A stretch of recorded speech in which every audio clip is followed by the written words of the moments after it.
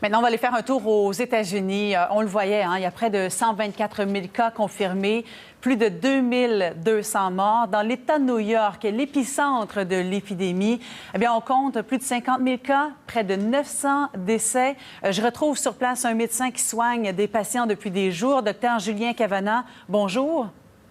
Bonjour. Merci d'être avec nous ce matin. Je sais que les journées sont très remplies pour vous, très difficiles aussi. Le nombre de morts a doublé en 2 jours dans l'État de New York. Racontez-nous comment ça se passe dans les hôpitaux.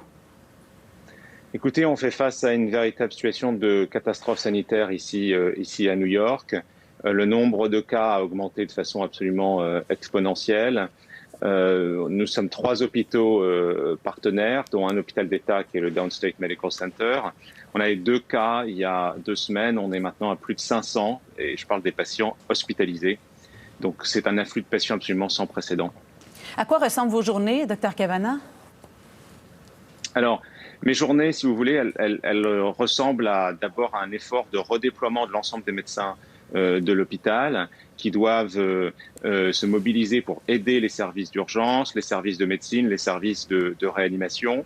Les uns après les autres, les spécialistes qui ne sont pas des médecins d'urgence ou des médecins de médecine interne doivent aller aider soit aux urgences, soit en unités qu'on appelle des unités Covid, si vous voulez, qui sont des unités qui sont scellées avec des films plastiques.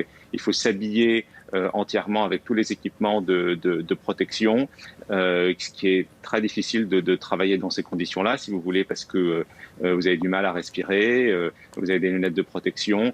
C'est un métier de contact avec les malades, et vous perdez une partie de ça. Donc, c'est des journées et des nuits qui sont difficiles. Oui. Vous-même, vous êtes neurologue et présentement, vous travaillez dans les urgences pour soigner des gens qui sont atteints de la COVID-19. Vous parlez d'une catastrophe sanitaire. Est-ce que vous craignez un débordement des hôpitaux comme ce à quoi on assiste en Italie présentement? On fait tout pour ne pas en arriver là, mais je ne suis pas en mesure de vous promettre qu'on va y arriver. La stratégie aujourd'hui, c'est de séparer les malades Covid-19 des autres malades pour pas avoir de contamination hospitalière. Le Downstate Medical Center où je travaille à partir de demain sera exclusivement un hôpital Covid-19.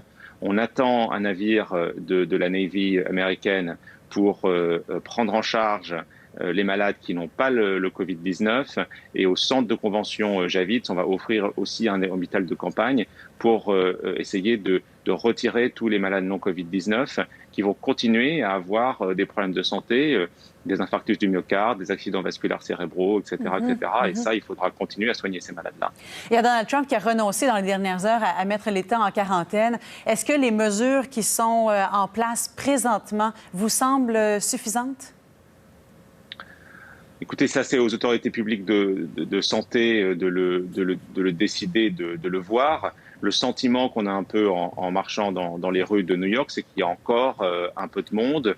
On sait tous que c'est difficile d'être confiné à domicile, mais les parcs, il y avait encore beaucoup de monde dans les parcs cette semaine. Je crois que le gouverneur veut essayer de sévir. Il faut vraiment qu'on réussisse ce confinement. C'est crucial pour limiter la propagation de l'infection. On voit à quel point ça accélère rapidement. Ça a pris presque un mois à avoir 1000 décès dans l'État de New York et 2 jours pour en arriver à plus de 2000. Alors, c'est exponentiel là, présentement. Qu'est-ce qui vous inquiète le plus?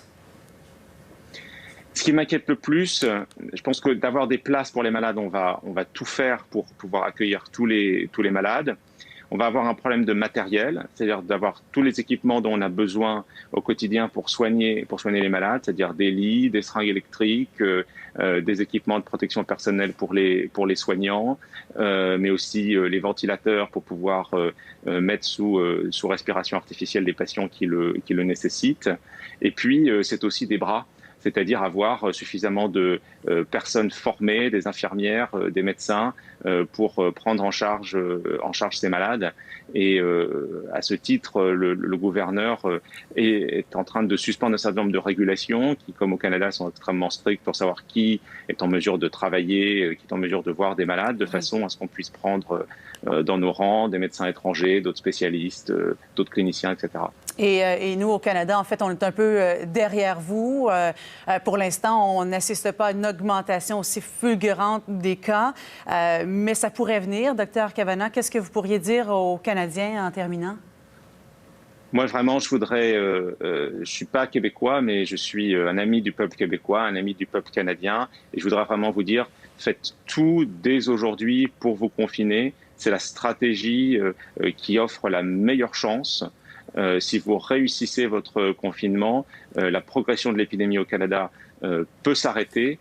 Et dans quelques semaines, vous pourrez ressortir de votre confinement, ne pas laisser votre système de santé se déborder. Donc c'est vraiment un rendez-vous historique, je crois, pour le Canada et le Québec. Et je vous conjure de ne pas manquer ce rendez-vous. Message entendu, Dr Julien Cavanagh. Merci d'avoir été avec nous. Puis bien sûr, on vous souhaite le meilleur également aux Américains. Merci beaucoup. C'est moi qui vous remercie. Bonne journée.